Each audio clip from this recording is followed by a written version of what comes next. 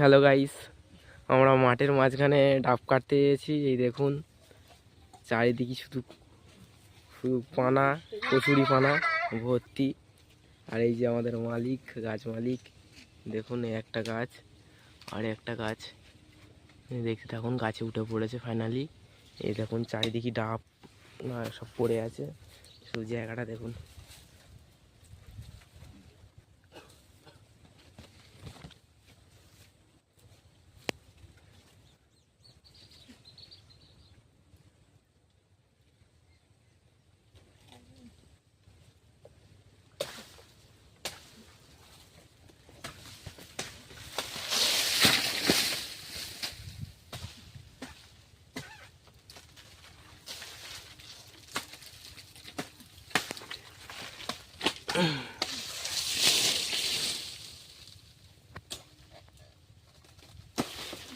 ভেড়ি করলি ঠিক হয়, ভেড়ি করলে লাভ হবে।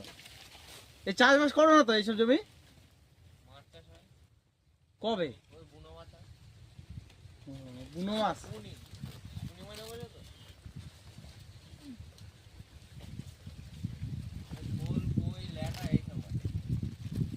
ধরো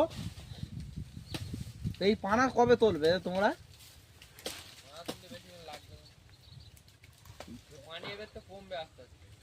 এতে আর কতটা রয়েছে পানি? অনেক পানি রয়েছে, এখন আস্তে আস্তে কমবে।